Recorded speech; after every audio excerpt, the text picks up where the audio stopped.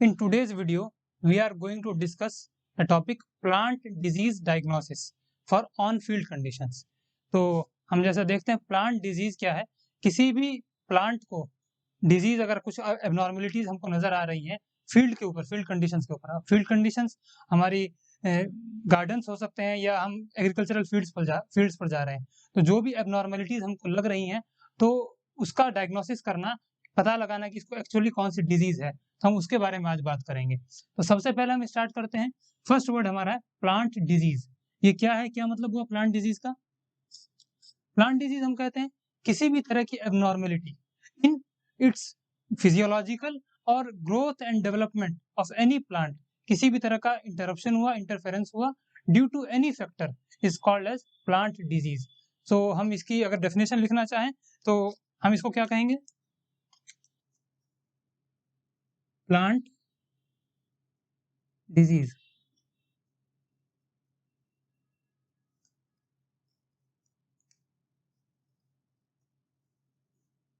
disturbances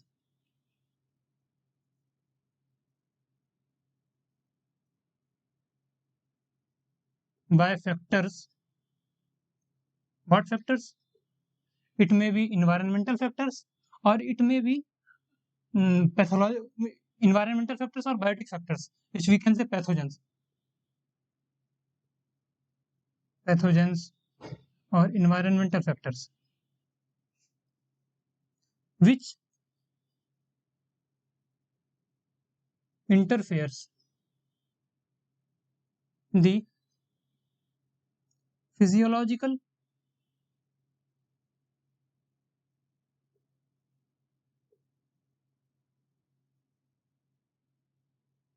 in such a way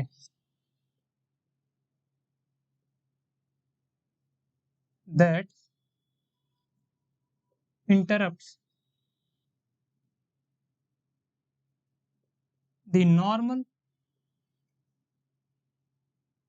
growth and development of plant। कोई भी factor उसके physiological processes या growth development, उसका ये जो भी फंक्शन है, इसको अगर कोई भी हैम्पर करता है, इंटरप्ट करता है, वो प्लांट डिजीज कॉज करता है। Any abnormality is called as plant disease. इसके अंदर हमने देखा कुछ वर्ड्स हमने यूज किए हैं। एक तो हमने वर्ड यूज किया है फैक्टर्स। फैक्टर्स का मतलब क्या है? What are those factors? These factors are either abiotic factors और बायोटिक फैक्टर्स।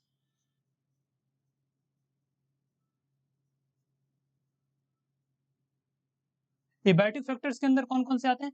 क्लाइमेटिक फैक्टर्स आते हैं, सॉइल पीएच है, टेम्परेचर है, ह्यूमिडिटी है, इरिगेशन है और इसके अलावा ड्रेनेज है, ये सारे एबायोटिक फैक्टर्स के अंदर आ जाते हैं। टॉक्सिसिटी है, अवेलेबिलिटी ऑफ न्यूट्रिएंट्स है, ये सारे एबायोटिक फैक्टर्स के अंदर आते हैं। बायोटिक फैक्टर्स के अंदर all those living causal organisms of disease are come into biotic factors.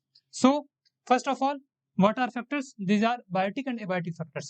And second thing, what we wrote here is normal growth, which interrupts the normal growth and development of plant. तो हमको normal growth के बारे में पता होना चाहिए। सबसे पहले तो कोई भी प्लांट है हमारे पास, तो हमको वो प्लांट जो है तो आइडेंटिफाई करना है कि वो प्लांट है किस चीज का। कि हम लोग जो पढ़ने वाले होते हैं, जिनका एग्रीकल्चरल बैकग्राउंड नहीं है घर पे, तो हमको आइडेंटिफिकेशन में प्रॉब्लम आती है। तो हमको नॉर्मल बातें क्या पता होनी चाहिए कि identification of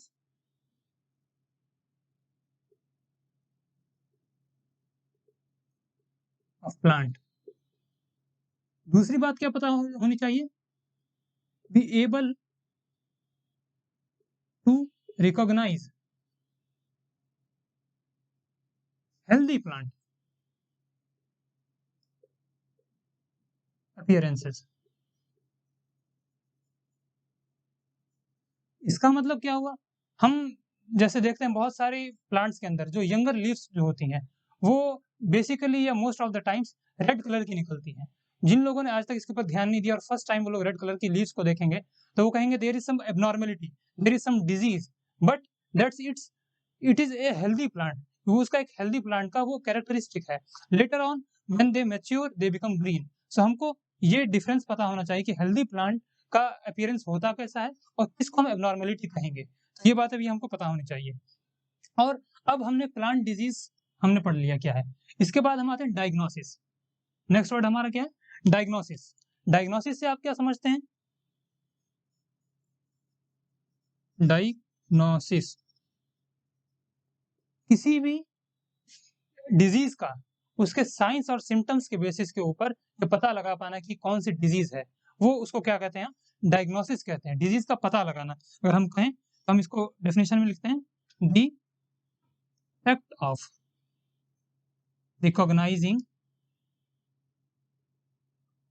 disease based on its sign and symptoms. अब act of recognizing disease based on science and symptoms, यहाँ पर ये दो बातें लिखी हुई है, sign and symptom. There is a very clear difference, but these are very similar, sometimes these are used interchangeably, but there is very clear difference between both these two words. What are there? हम अगर symptoms की बात करें, symptoms वो होते हैं जो किसी भी प्लांट के ऊपर उसके फिजिकल अपीयरेंस के अंदर जो चेंज ले आते हैं उनको हम सिम्टम्स कहते हैं, जो प्लांट का फंक्शन है। तो जैसे हम इसकी डेफिनेशन हम लिख लें, visible effect of disease, visible effect of disease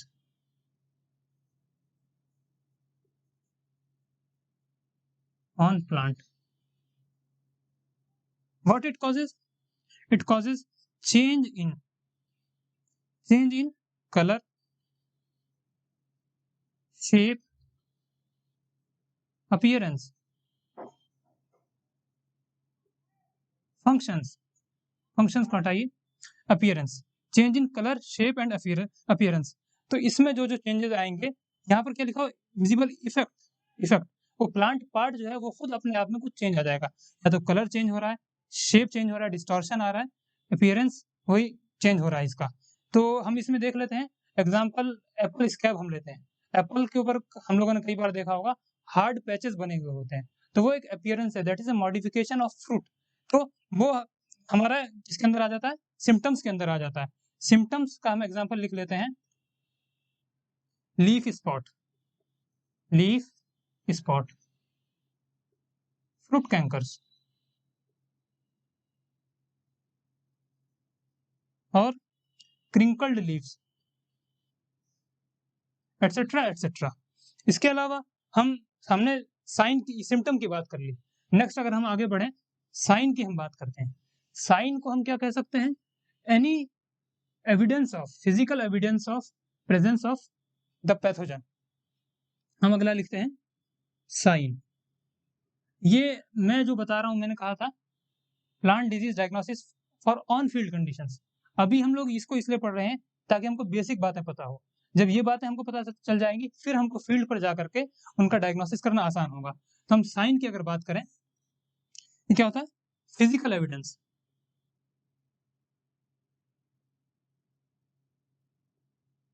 physical evidence of pathogen. Simple word में है, जैसे पैथोजन का फिजिकल एविडेंस कैसे होगा, प्रेजेंस ऑफ, हम मान लेते हैं एग्जांपल में क्या क्या होगा, उनकी fruiting bodies, presence of fruiting bodies,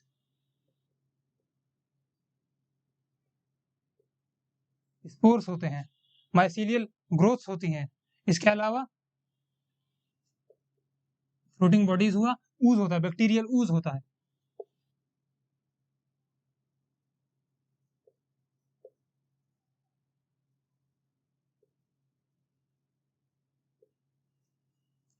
fruiting bodies, जैसे आपने कुछ लोगों ने देखा होगा पाउडरी मिल्ड्यूज होता है, तो प्लांट पार्ट के ऊपर पाउडरी मास आ जाता है, व्हाइट कलर का पाउडरी मास आ जाता है, वो फ्रूटिंग बॉडीज, वो स्पोर्स होते हैं। तो वो ये डायरेक्ट पैथोजन का एविडेंस बता देते हैं।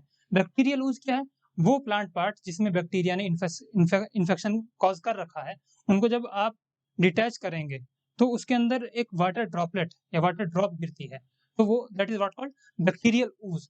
तो ये डायरेक्ट उनका प्रेजेंस को शो करता है। जबकि सिम्टम्स में क्या था, वो कॉजल ऑर्गेनिज्म प्लांट के अंदर चेंज ला रहे थे। और साइन के अंदर वो खुद प्रेजेंट अपना प्रेजेंस शो कर रहे हैं। तो यही इन दोनों के बीच का डिफरेंस है। और जैसे बैक्टीरिया के अंदर मैंने ooze बता दिया, फंगस के अंदर फ्रूटिंग बॉडीज प्रेजेंस होती हैं।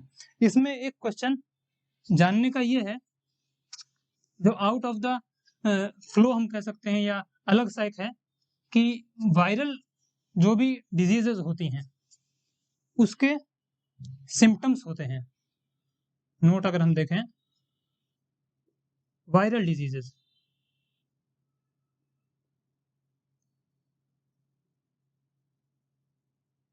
इसके क्या होते हैं, सिम्टम्स होते हैं, हैव सिम्टम्स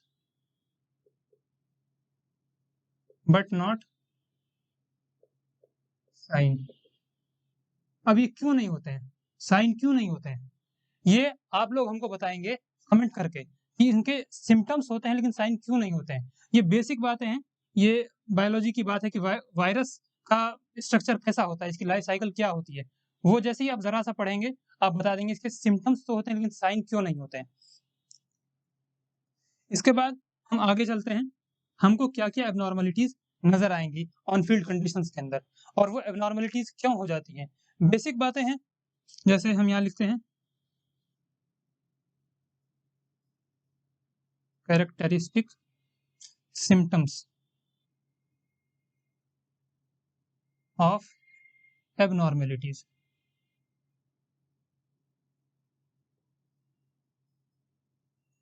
एबनॉर्मेलिटीज की कैरेक्टरिस्टिक फीचर्स, उनके सिम्टम्स क्या क्या होंगे। पहली बात इसमें हम रखते हैं अंडर डेवलपमेंट। अंडर डेवलपमेंट, जितना डेवलपमेंट जितनी ग्रोथ होनी थी वो हो ही नहीं पाई, तो वहां पर एबनॉर्मेलिटी आई है। इसके अंदर एक एग्जांपल आ जाता है, एग्जांपल हम लिखते हैं हाइपोप्लेसिया का और एट्रोफी का। हाइपोप्लेसिया क्या है, कहीं पर सेल डिवीजन जो नॉर्मल होना था, जितने नंबर ऑफ सेल्स न्यू बनने थे वहां पर नंबर, यहाँ लो नंबर ऑफ सेल्स है, डिक्रीज नंबर ऑफ सेल्स वहां पर अगर आपको मिलेंगे तो वहां पर हाइपोप्लेसिया हो गया। सेल्स कह दें तो यहाँ टिश्यू के अंदर क्या आएगा, एबनॉर्मेलिटी नजर आएगी। एट्रोफी के अंदर क्या होता है, जितनी साइज का सेल बनना चाहिए था, इंडिविजुअल सेल की, individual cell size decreases. Hypoplasia में number of cell decreases, high atrophy के अंदर इंडिविजुअल सेल का साइज डिक्रीज कर जाता है। तो इन दोनों से आपको एबनॉर्मेलिटीज नजर आएंगी। दूसरा, ये जैसे अंडर डेवलपमेंट था। सेकंड इसकी हम बात करते हैं,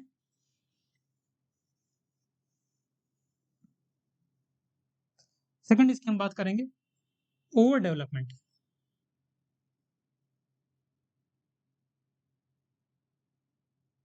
ओवर डेवलपमेंट, इसको भी हम, इसमें क्या है, डेवलपमेंट ज्यादा हो गया है, नॉर्मल से ज्यादा हुआ है। इसमें हम लिख लेते हैं एग्जाम्पल में हाइपरप्लेसिया। हाइपरप्लेसिया, दूसरा है हाइपर ट्रॉफी। हाइपरप्लेसिया में क्या होता है, इसमें बिल्कुल इसका अपोजिट है। हाइपोप्लेसिया का ये अपोजिट आता है, number of cell reproduction rate या number of cell increases due to high reproduction rate. Reproduction इसका रेट बढ़ जाता है, number of cell at a place ज्यादा बढ़ जाएंगी। दूसरा क्या है, हाइपरट्रॉफी है, size of individual cell cell increases. देख पा रहे हैं, एट्रोफी का बिल्कुल ये अपोजिट चीज है। ये जो है हाइपरप्लेसिया, इनिशिएटिंग कंडीशन होता है कैंसर सिचुएशन बनाने का। जब नंबर ऑफ सेल्स इंक्रीज करती जाएंगी तो वहां पर कैंसर गॉल्स बनने के चांसेस हैं, ये इनिशिएटिंग कंडीशन आती है। बाद में नॉर्मली जो कैंसर जो है वो तो जेनेटिक चीज होती है, लेकिन स्टार्टिंग कंडीशन इसकी हाइपरप्लेसिया की होती है। और इसके बाद में क्या होता है,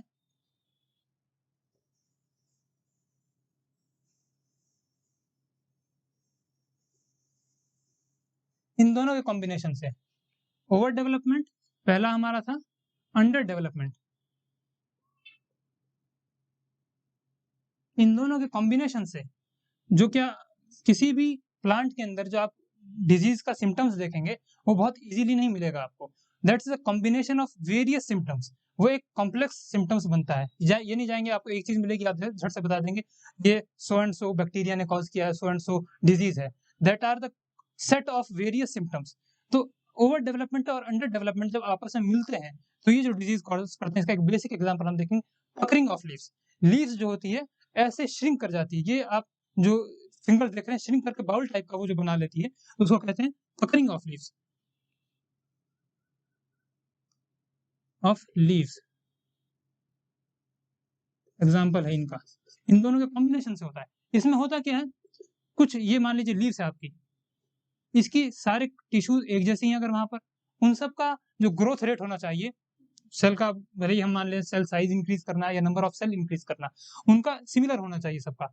लेकिन क्या होता है, किसी इलाके का ग्रोथ रेट बढ़ गया, किसी इलाके का अंडर डेवलपमेंट हुआ, किसी का ओवर डेवलपमेंट हो गया, तो फिर क्या होगा, कुछ ज्यादा बढ़ जाएगी कुछ कम बढ़ जाएगी, फिर उसमें सलवटें पैदा हो जाएंगी, उसमें फोल्ड्स पैदा हो जाएंगे, तो फिर वही पकरिंग ऑफ लीव्स इसका एक एग्जांपल आ जाता है। इसके बाद आप तीसरी कंडीशन जो देखेंगे, ये फर्स्ट थी ये सेकंड थी, तीसरी कंडीशन जो आप देखेंगे वहां पर डायरेक्ट नेक्रोसिस, यानी death of plant, death of plant. ये तीन चीजें आपको बहुत ज्यादा ही विजिबल हो जाएंगी नेकेड आई से या अनएडेड आई से, आप उसको आराम से देख सकते हैं। अब इसके बाद हम बात करते हैं कि ये सब हम चीजें देखते हैं, हमको पता चला there is some abnormality, there is some possibility of some diseases. So what steps should be taken to reach to the correct pathogen और correct disease? So इसमें हम स्टेप वाइज चलेंगे और कैसे हम उसके करीब तक जाते जाएंगे, करीब तक हमको जाना है पैथोजन के।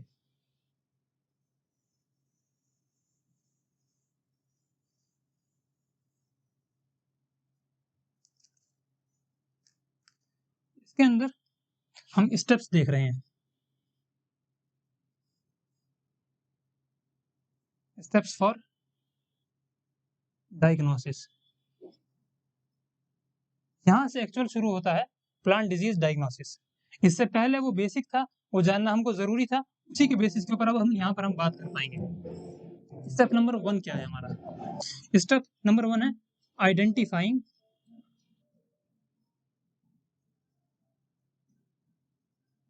Actual affected plant part. Actually वो जो भी प्रॉब्लम आ रही है, जहां पर भी आपको एबनॉर्मेलिटीज नजर आ रही है, ये कहाँ से आ रही है, मोड ऑफ एक्शन क्या है, जो भी डिजीज वहां पर हुआ है उसका। मान लेते हैं इसको एग्जाम्पल के साथ हम समझते हैं, एग्जाम्पल हम मान लेते हैं विल्टिंग के, एग्जाम्पल विल्टिंग। विल्टिंग हो गई किसी प्लांट के अंदर, हिंदी में कहते हैं मुरझा जाना, मुरझाना, किसी प्लांट के अंदर वो मुरझा गया है। अब विल्टिंग हुई है, विल्टिंग आप देखते ही इसके पॉसिबल रीजंस कई सारे हो सकते हैं। फॉर एग्जाम्पल एक इसका रीजन ये होगा, वेस्कुलर सिस्टम जो है उसका, वेस्कुलर सिस्टम जो है वो ब्लॉक हो गया है। दूसरा रीजन ये हो सकता है कि रूट इन्फेक्शन हुआ है। वेस्कुलर सिस्टम ब्लॉक हुआ है तो वो न्यूट्रिशन हुआ या प्लांट जो या वाटर हुआ वो उसको ऊपर तक नहीं भेज पा रहा है। रूट में इन्फेक्शन हुआ है तो ये एब्जॉर्ब भी नहीं कर पा रहा है। एक्चुअल जो यहाँ पर हमको अफेक्टेड प्लांट पार्ट जो है वो विल्टिंग में, वो लीव्स में अगर विल्टिंग आई तो वो एक्चुअल प्लांट, वो तो एक सेकेंडरी रिजल्ट है। एक्चुअल अफेक्टेड प्लांट अगर वेस्कुलर सिस्टम उसका ब्लॉक हुआ है तो वो उसकी स्टेम होगी, रूट होगी।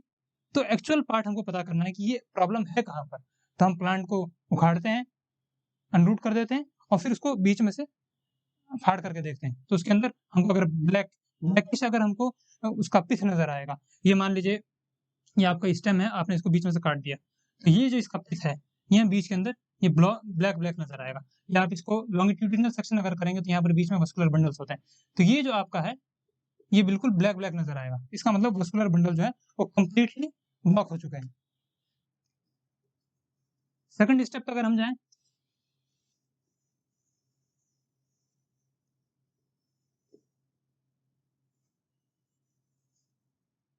स्टेप नंबर 2,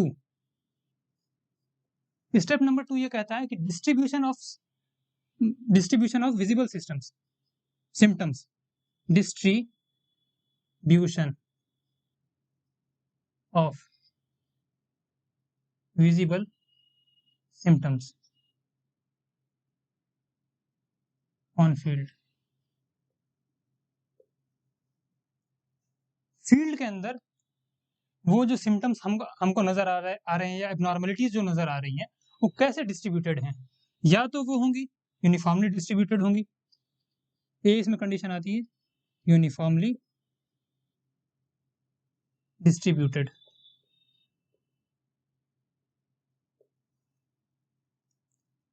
पूरे जो भी है वो पूरे फील्ड के अंदर, पूरे इलाके के अंदर ये चीजें आ रही हैं। तो हम इसके अंदर पॉसिबल बातें क्या क्या हो सकती हैं, इसके अंदर फिर हम एक सब पॉइंट बनाते हैं, एबायोटिक फैक्टर्स रिस्पॉन्सिबल उसके लिए हो सकते हैं, एबायोटिक फैक्टर्स। यूनिफॉर्मली डिस्ट्रीब्यूटेड अगर हमको सिम्टम्स नजर आ रहे हैं तो ये basically most of the time यही इंडिकेट करता है there are abiotic factors responsible for that, because just like for example हम लेते हैं इन्फेक्टेड सीड हमने यूज किया, इन्फेक्टेड सीड हमने शुरुआत से ही हमने उसको सही से यूज नहीं किया, पूरे फील्ड के अंदर वो फैल जाएगा। दूसरा soil conditions,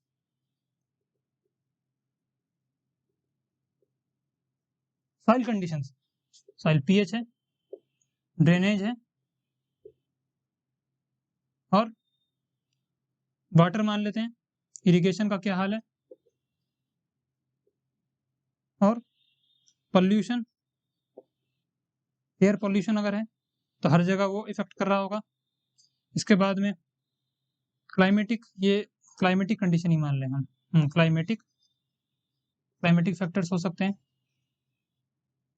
sudden change in temperature, increase या डिक्रीज हो गया अचानक से, हेली स्टॉर्म, ओला जिसे कहते हैं ओलावृष्टि, ओले पड़ गए हैं, ड्रॉट आ गया है, तो ये सारे जो भी सिम्टम्स है, ये एग्जांपल है इनके अलावा बहुत सारे सिम्टम्स हैं, ये पूरे फील्ड को यूनिफॉर्मली अफेक्ट करेंगे। और हमने मान लीजिए पेस्टिसाइड अप्लाई किया, तो सही अप्लाई किया, इन पूरे फील्ड पे अप्लाई कर दिया, पूरे फील्ड पे उसका इफेक्ट पड़ गया, ये एबायोटिक फैक्टर्स था।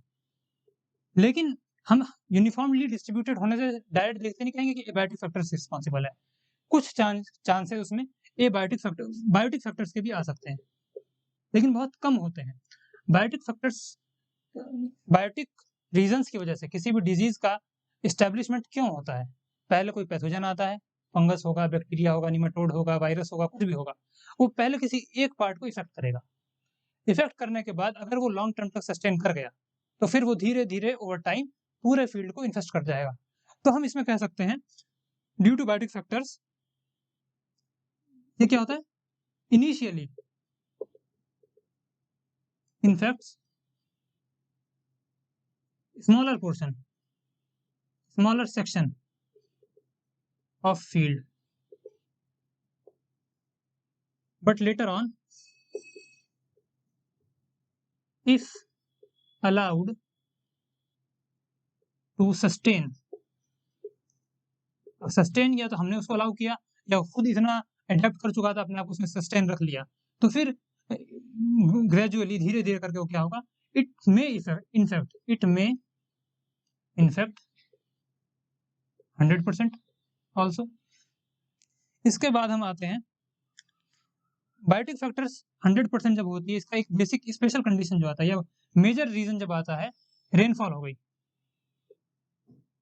या फ्लडिंग कंडीशन आ गई, किसी एक जगह पर बायोटिक पैथोजन था, कोई सा भी पैथोजन था, बायोटिक फैक्टर था, वो रेन के जरिए हर जगह स्प्रेड हो गया, इसकी वजह से 100% या मोस्ट ऑफ द इलाके में यूनिफॉर्मली बायोटिक रीजंस की वजह से डिजीज कॉज हो सकता है, लेकिन ऐसा अक्सर यूनिफॉर्मली डिस्ट्रीब्यूशन एबायोटिक फैक्टर की वजह से होता है। अब हम आते हैं सेकंड नॉन यूनिफॉर्म डिस्ट्रीब्यूशन के ऊपर। नॉन यूनिफॉर्म डिस्ट्रीब्यूशन जो है बेसिकली इंडिकेट करता है बायोटिक फैक्टर्स को, लेकिन इसमें भी भाई एक्सेप्शन है, जरूरी नहीं है कि ऐसा ही होगा हमेशा।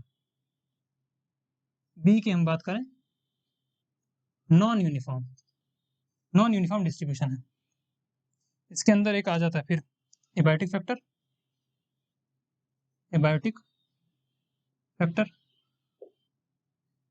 हमने प्रैक्टिसेस ये गलत यूज कर दी। नॉन यूनिफॉर्मली डिस्ट्रीब्यूटेड में क्या था, ये हमारा फील्ड है, फील्ड के ऊपर कुछ जगह पर वो इन्फेक्शन है या प्रॉब्लम है, कुछ जगह पर है, रैंडम कहीं पर आ रहा है या कुछ पर्टिकुलर इलाके में आ रहा है, हर जगह नहीं आ रहा है, तो नॉन यूनिफॉर्मली डिस्ट्रीब्यूटेड में आता है।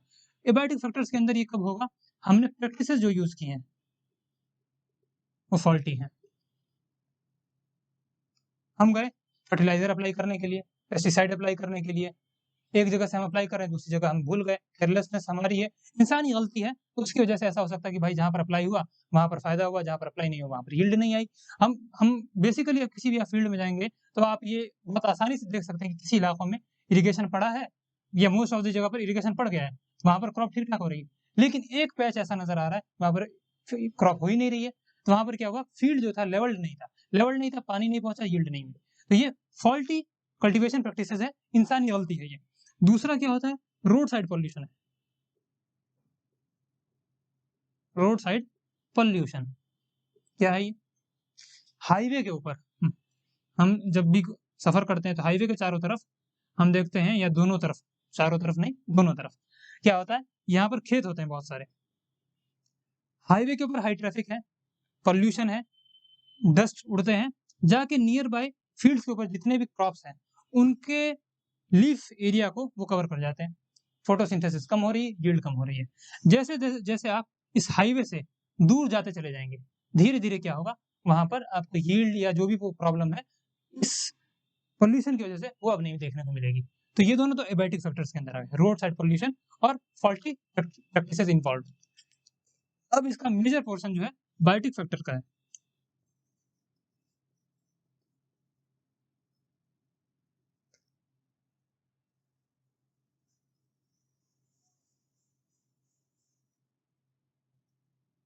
बायोटिक फैक्टर्स में क्या क्या हो सकते हैं, हम देखते ही बता सकते हैं, जैसे मान लीजिए पैचेस हैं, पैचेस का मैंने यहाँ बताया।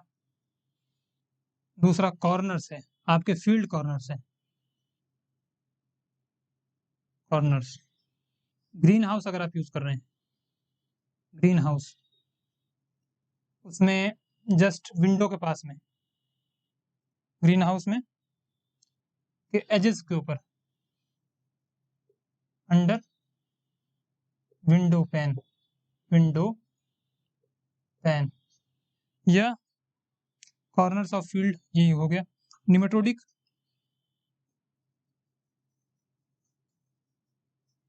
मूवमेंट, वन बाय वन बात करते हैं। पैचेस में क्या है, पूरे फील्ड के ऊपर या तो एक जगह कहीं कहीं पर आ रहा है, दूसरा रो के अंदर भी आता है, यहाँ पर कुछ प्लांट में प्रॉब्लम है, कुछ यहाँ पर प्रॉब्लम है, कुछ यहाँ पर प्रॉब्लम है, रैंडम है, इधर से उधर है, तो पैचेस के अंदर प्रॉब्लम है, तो इसका मतलब वो इंडिकेशन करेगा बायोटिक फैक्टर्स का। दूसरा रो के अंदर प्रॉब्लम आ रही है, आपने रो वाइज प्लांटेशन कर रखा है, एक रो के अंदर सारे प्लांट्स जो हैं वो प्रॉब्लमेटिक है, पर्टिकुलर रोज के अंदर प्रॉब्लमेटिक है। दिस इंडिकेट्स दैट आइदर यहाँ पर तो पेस्टिसाइड या कल्चरल प्रैक्टिसेस के अंदर मिस्टेक हुई है, लेकिन वो कम चांसेस है, यहाँ पर ये इंडिकेट करता है किसी बायोटिक फैक्टर को।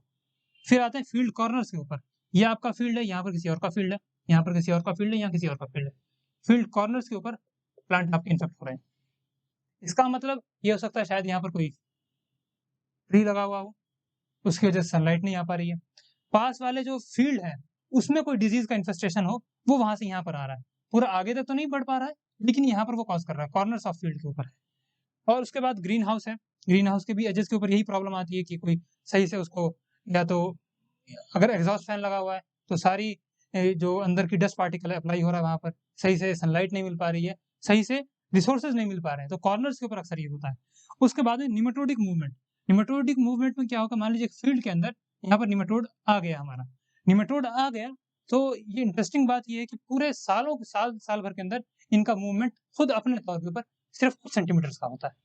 अगर रेनफॉल हुई इसके वहां पर या कोई दूसरे मीन्स इनको मिल गए स्प्रेड करने के, तो वो अलग बात है, ये लंबा डिस्टेंस भी ट्रेवल कर लेंगे, लेकिन अगर खुद इनको ट्रेवल करने को ये जो ट्रैवल करते हैं साल भर के अंदर कुछ सेंटीमीटर्स इनका मूवमेंट होता है। तो ये लोकलाइज इलाके के अंदर ही निमेटोड का प्रेजेंस आपको नजर आएगा।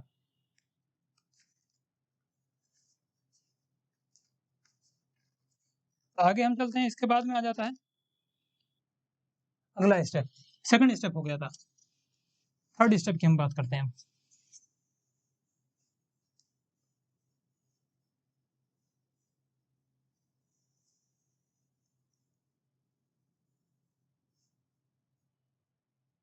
थर्ड स्टेप आ जाता है हमारा चेक फॉर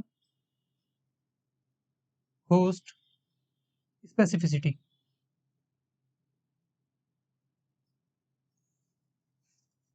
क्या है ये? होस्ट स्पेसिफिक वर्ड सुना होगा। होस्ट स्पेसिफिक का मतलब ये है, हमको ये पता लगाना है कि जो भी डिजीज यहाँ पर इन्फेस्ट हो रही, जो हम देख पा रहे हैं, वो किसी एक पर्टिकुलर स्पीशीज के क्रॉप को ही इन्फेस्ट कर रही है क्या। पहले तो पता लगाना है कि एक स्पीशीज को कर रही है या एक से ज्यादा स्पीशीज को इन्फेक्ट कर रही है। अगर एक स्पीशीज को कर रही है, इसका मतलब वो डिजीज जो है किसी एक, वो बायोटिक है, वो यानी कोई निमेटोड होगा या दूसरे भी जो पैथोजेंस जो हैं वो स्पेसिफिक क्रॉप को ही इन्फेस्ट करेंगे, पर्टिकुलर होते हैं वो उसको लेकर के। इसका मतलब एक बायोटिक फैक्टर है। और एक से ज्यादा की अगर वो कर रही है, तो इसमें शायद हो सकता है, फिर वही वाली बात है कि एबायोटिक फैक्टर्स यहाँ पर रिस्पॉन्सिबल हो सकते हैं कि मैंने कोई सी भी क्रॉप लगा रहा हूँ एक मैं फील्ड के अंदर, और फील्ड के अंदर न्यूट्रिशन की कमी है, तो जो सा भी क्रॉप लगाऊंगा, जो सा भी स्पीशीज लगाऊंगा, उसका यील्ड होगा ही नहीं, तो वो एबायोटिक फैक्टर्स के अंदर आ जाएगा। लेकिन फिर भी there are chances that there may be some biotic factors. हम ये देख रहे हैं, अगर मोर देन वन, अगर more than one species is infected, उसमें चेक करने की बात यह है कि whether two species are closely related और not in terms of what, nutritional requirements, और in terms of nutritional requirement, in terms of nutritional requirement, और other whether they are related to each other in taxonomical terms, physiological terms, their mode of action, उनकी size, उनका habitat, उनके nutritional requirement जो है वो similar match खाते हैं कि नहीं खाते हैं। इसके बाद आता है, और एक से ज्यादा अगर है, और कुछ जो इसमें होते हैं अगर वो क्लोजली रिलेटेड नहीं भी हैं, फिर भी बायोटिक फैक्टर्स इसमें रिस्पॉन्सिबल हो सकते हैं। जैसे एग्जांपल ले लेते हैं कुछ पैथोजन का होस्ट रेंज जो है बहुत ज्यादा वाइड है। Host range of some pathogens is wide। Example देता हूं, मशहूर एग्जाम्पल है, क्या है वो? फाइटोप्थोरा। फाइटोप्थोरा जीनस है ये इसका, फंजाई का। बहुत सारे प्लांट स्पीशीज को ये इन्फेस्ट करता है। इसकी एक हिस्टोरिकल इंपॉर्टेंस भी है, वो आप हमको फिर कमेंट करके बताएंगे कि इसकी हिस्टोरिकल इंपॉर्टेंस क्या थी, इसने किसको कॉज किया था। और बहुत बेसिक सी बात है, लेकिन आप थोड़ा जिसको देखेंगे तो बता देंगे फाइटोप्थोरा का ये जीनस का स्पीशीज था, उसने इन्फेस्टेशन किया था कहीं पर। इसी तरह एक दूसरा आता है पाइथियम। पाइथियम, तो इसके भी बहुत सारे स्पेसिफिक, बहुत सारे होस्ट स्पीशीज आ जाते हैं, तो इसको वो कॉज करता है। इसके बाद हम लास्ट स्टेप में, इसके बाद नेक्स्ट स्टेप में हम जब आते हैं कल्चरल प्रैक्टिसेस की हम बात करेंगे। थर्ड पॉइंट हो गया होस्ट स्पेसिफिसिटी का पता लगाना। इसके बाद हम आते हैं कल्चरल प्रैक्टिसेस को पता करना।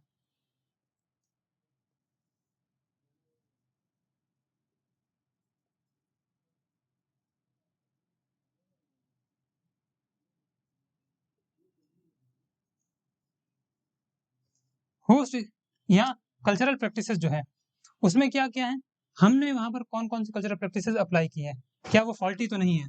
नंबर वन जो आता है उसमें हमने इक्विपमेंट्स कौन से यूज किए हैं। इक्विपमेंट्स जो है हम उसकी क्लीनलीनेस का ध्यान रख रहे हैं कि नहीं, कहाँ से आया वो पैथोजन अगर आया है तो। और दूसरा हम देख लेते हैं केमिकल्स जो है, केमिकल एप्लीकेशन सही है, पेस्टिसाइड एप्लीकेशन सही रेट पर है कि नहीं है,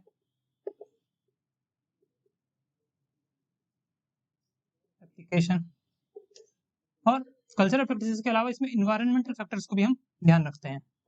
इन्वायरमेंटल फैक्टर्स जैसे ये पहले भी डिस्कस किया जा चुका है, जैसे सॉइल, इसका पीएच है और टाइप है, सॉइल टाइप है,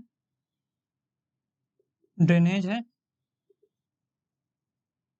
और इसके अंदर फिर इन्वायरमेंट के अंदर टेम्परेचर आ जाता है, रेनफॉल आ जाता है। ये पॉइंट जो है रिपीट हो रहे हैं एक तरह से। इसके बाद में लास्ट में हम लास्ट कहें या फिर एक और पॉइंट इसके अंदर आ जाता है, फाइनल डायग्नोसिस करना है। ये सारे हम इतने चार तक, ये चार हो गया था, फोर्थ पॉइंट था ये, फोर्थ पॉइंट तक हम लोगों ने इंफॉर्मेशन सिर्फ कलेक्शन की है। ये अलग अलग टाइप से इंफॉर्मेशन कलेक्शन का टाइप है। इसके बाद हम जाते हैं दो स्टेप्स और बचते हैं इसके बाद, फाइनल डायग्नोसिस, फिफ्थ में फाइनल डायग्नोसिस। डायग्नोस्टिशियन जो होता है, डायग्नोस्टिशियन बड़ा वर्ड नहीं है, डायटिशियन होता है, डायग्नोस्टिशियन जो डायग्नोस करता है उसको। तो वो इन सारे इंफॉर्मेशन जो हमने इंफॉर्मेशन अभी तक ली है, उनके बेसिस के ऊपर एक हाइपोथेसिस जनरेट करता है।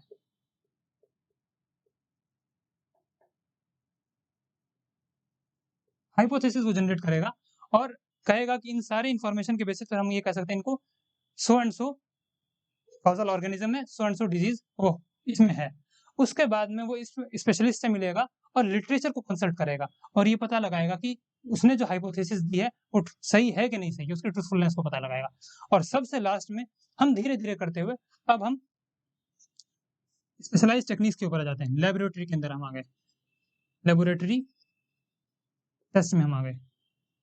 लेबोरेटरी टेस्ट के अंदर क्या होता है, हम हाइपोथेसिस हमने चेक कर ली, हाइपोथेसिस में उसने कह दिया कि सो एंड सो पैथोजन है, वो सो एंड सो डिजीज कॉज करता है, तो हम और फलाने स्पीशीज के प्लांट के ऊपर वो कॉज करता है, तो हम वो प्लांट स्पीशीज को लेकर के आए, उसको हमने इंक्यूबेट किया प्लांट के ऊपर, हम वो पैथोजन को लेकर के आए, incubation of plant material.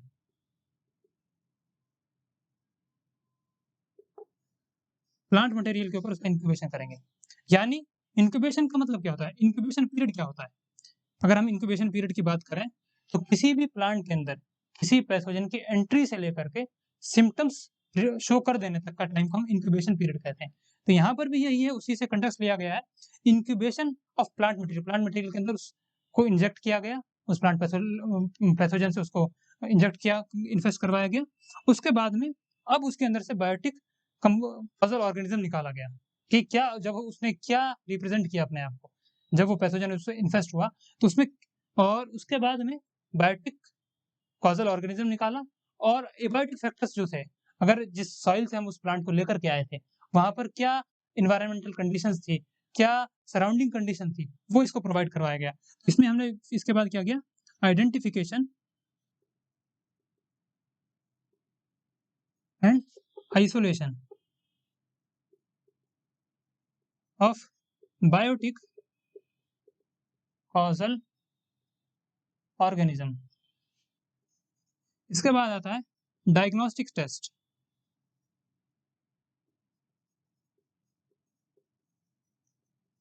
For biotic and abiotic causal organism. Organism में एजेंट लिखना था हर जगह।